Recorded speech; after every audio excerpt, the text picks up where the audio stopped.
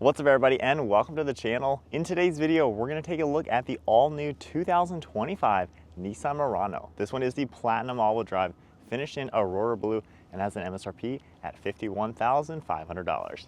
Underneath the hood of the all-new 2025 Nissan Murano Platinum, you're going to find the 2-liter inline 4-cylinder turbocharged engine.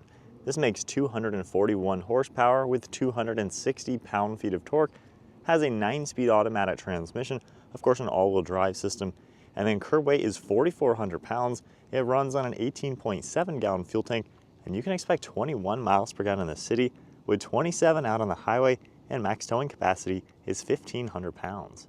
The overall length is 192.9 inches with a wheelbase at 111.2.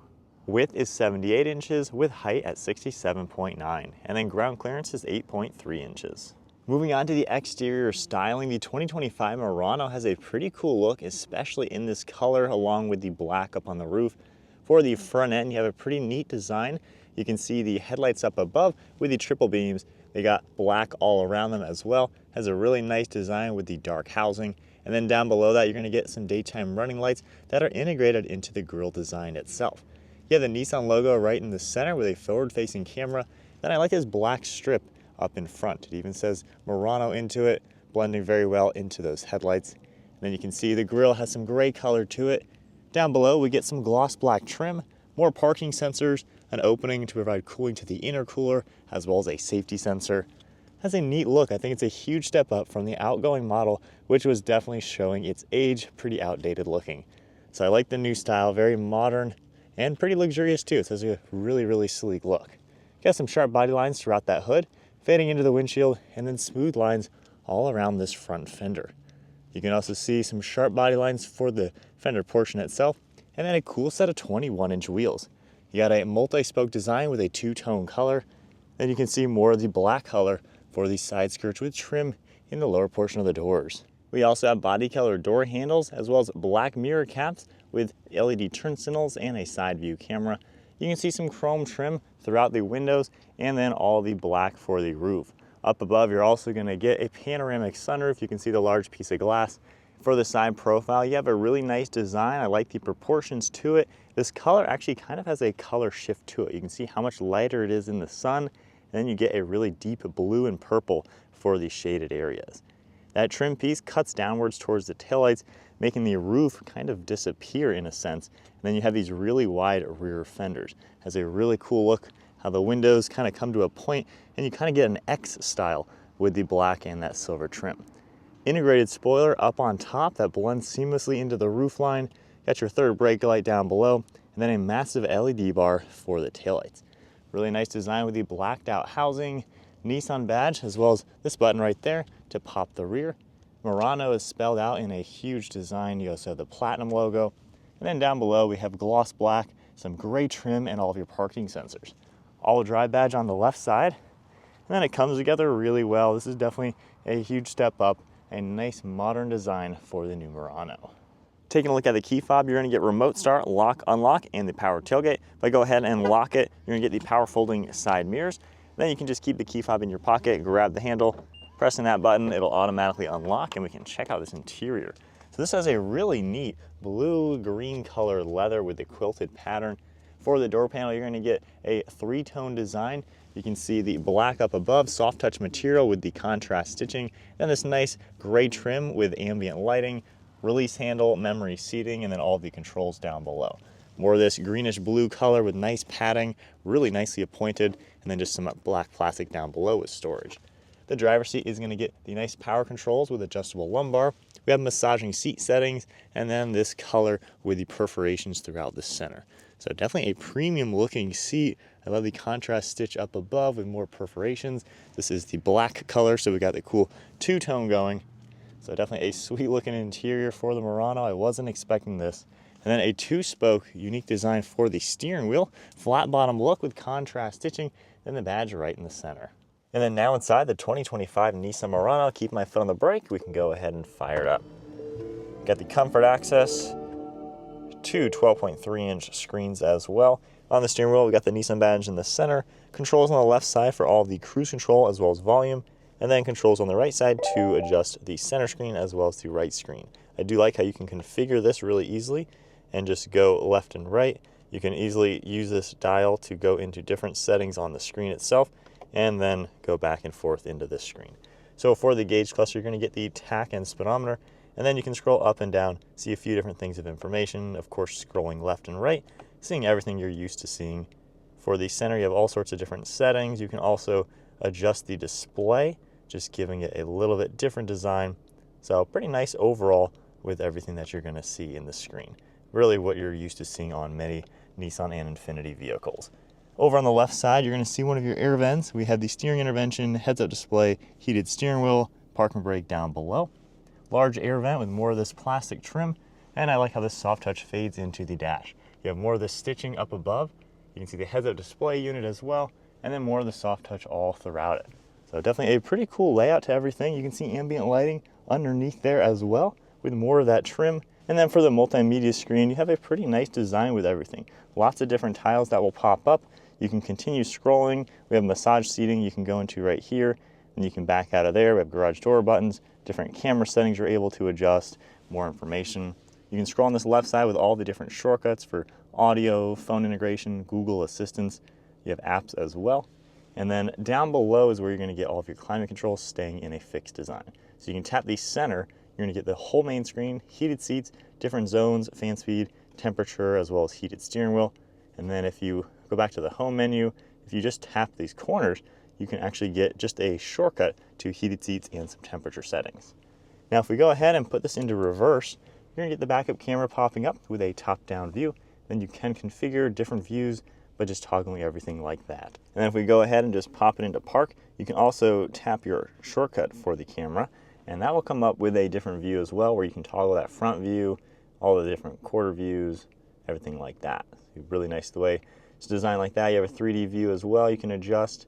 So definitely a really good blend of all the cameras you're going to expect. So then underneath that, you're going to get your volume dial with hazards, and then the track selection, you can pull this up and down for your track, which is a pretty cool integration.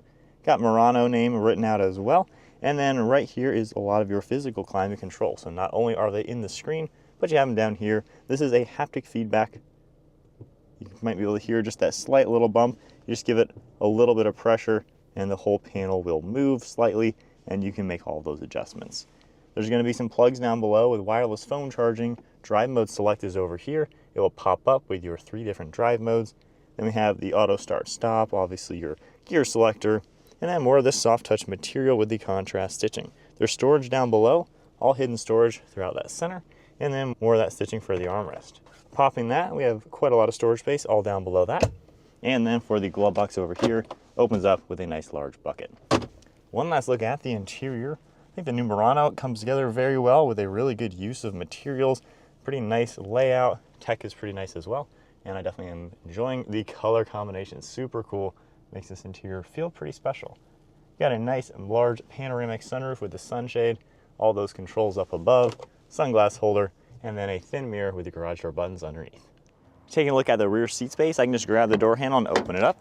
The door panel is going to be finished off just like we saw up front with the black and this green-blue color. Really nice padding throughout it, more soft touch. You have more ambient lighting as well, and there's even a manual set of sunshades.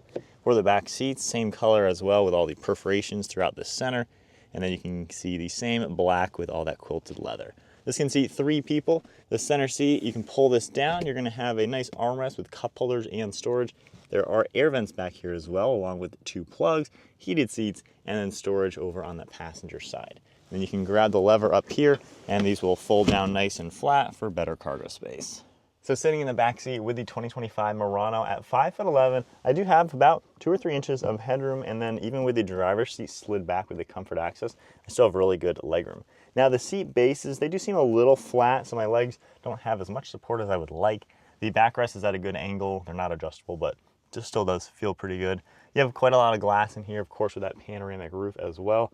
So overall, seems like a pretty decent family SUV with some good amenities as well as nice space. Taking a look at the cargo space now, you're going to just tap the button in the Nissan badge, and that will automatically pop open the whole liftgate. You have a lot of space in here, nice flat load floor, really squared off too. There's even extra cubbies in the far left and far right side. And then you can lift the whole floor up where you are gonna get a nice spare tire with a Bose sub for that 10-speaker audio system. Now from here, you can either reach for those levers to fold them down or just grab these right here. I think that is a great touch. Some luxury vehicles don't even have that. So very easily, we're able to pop everything down and truly maximize the cargo space, making this a very useful vehicle. Got your two buttons up above. We can go ahead, close the lift gate, and then from here, taking a look at everything folded nice and flat, you can see just how much cargo space the new Murano is going to offer. Definitely a very practical car for people as well as cargo.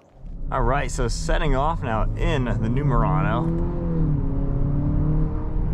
I will say it has some pep to that 4-cylinder engine. It's pretty nice to see how this has some good power to it. So with the paddle shifters, of course, you can take manual control, which is a cool touch, and then the 3 different drive modes. Sport will basically keep the RPMs a little bit higher, so a lower gear. But with that, just sticking into standard mode, kind of getting my bearings with this vehicle, it's a pretty nice car to drive overall. You have a really good view around. The dashboard is a little long compared to maybe other crossovers, but nothing really out of the world. You have a really good view through the windshield, and all the mirrors do a pretty good job. Over your left and right shoulder, really no crazy blind spots or anything like that. So a pretty easy vehicle to see around. And when you're taking just some nice twisty turns, it's a pretty confident and stable ride. You know, for 50 grand, you would expect this to be a nice driving car. And so far it is giving me that. It is really comfortable. The suspension is absorbing bumps nicely, and these seats are really nicely padded, got lots of different adjustments to them. Also, you have plenty of adjustments for the steering column. So seems like a pretty good vehicle just to daily drive and use on the day-to-day. Now using the tech, this is my only complaint, is just the climate controls. I'm not the biggest fan of stuff in the screen. However, of course you have the physical ones here that do make it easy, but while driving I do find it a little challenging because I have to take my eyes off the road to find the button, and there's not really much feedback or texture when you touch it. So you do have to keep looking down at it, I find. So that's just my one thing. I would rather have dials and knobs, honestly. But overall, seems like a pretty easy to use interior. I think it is laid out really nice. Huge step up from the old Murano. Like, this is actually a nice car. It feels up to date, feels like a pretty cool place to be, and it drives nice. Steering has really nice weight to it. It's super effortless to operate. Really nothing challenging about just driving this car.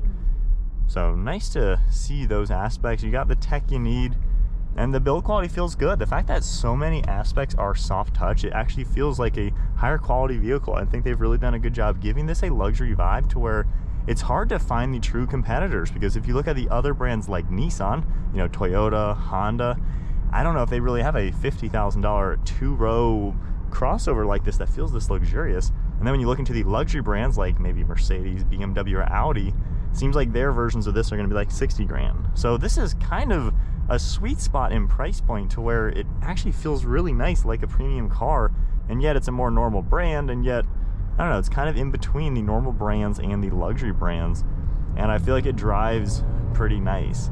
Now with the 4-cylinder, the power delivery seems pretty good. The one thing I noticed, there's not really much engine braking. I'm off the throttle, and our speed isn't changing even going downhill. It's just kind of coasts as if it were in neutral.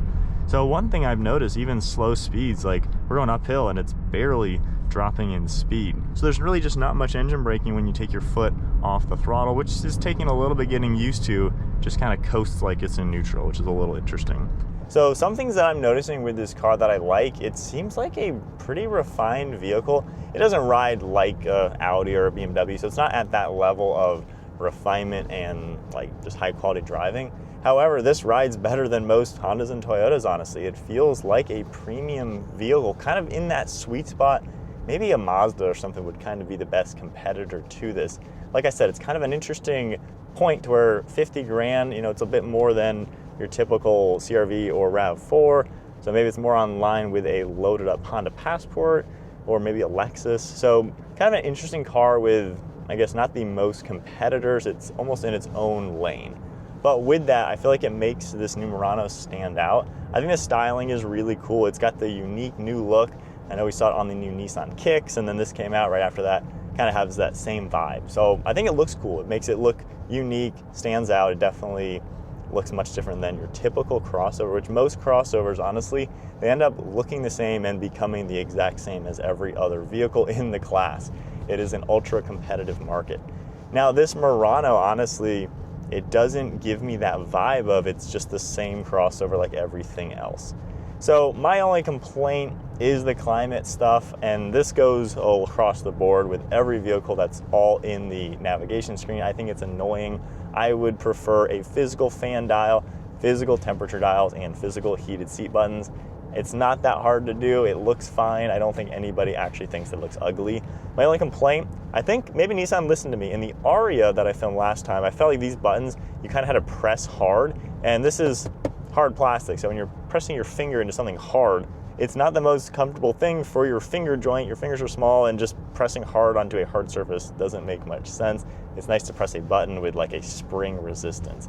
So this is kind of like that. However, I noticed I don't really have to press it as hard as I did in the Aria. However, you still have to take your eyes off the road quite a lot, and I'd find it distracting. If there was a physical button, I'd look once, find it, and I could feel it and just do what I need to do. So it's all right. I think they've done a better job than the cars that only have it in the screen. I would still just like it a bit more simple. Aside from that, I don't really have any major complaints with this car. It's really nice at night. You got all the cool ambient lighting. This green blue color leather looks awesome. So I feel like they've given you something to smile about with this new Murano, where the old one was just old and outdated and nothing really special. This seems to pave its own way a little bit, and I'm surprised with it, honestly. I know Nissan is going through a bit of a rough time, possibly, I guess, merging with Honda, maybe Mitsubishi. So Nissan might be changing drastically in the next year, and it will be interesting kind of what happens with the brand. However, if this Murano is maybe along the lines of what they are planning to do with their next generation of cars, I think they can be pretty successful because it drives nice, has good use of materials, has good power, and no real major downfalls or issues. I think it looks cool inside and out, and I think the value is there. A lot of Nissans, I have struggled with finding the value, like some other vehicles in their lineup compared to the competition, but I feel like maybe Nissan's getting on the right page, and this new Murano, I think, is a pretty good car to look into if you're looking for something like this. If you guys enjoyed today's video, be sure to give it a thumbs up and hit that subscribe button to stay tuned for plenty more content to come, and I'll see you guys in the next video.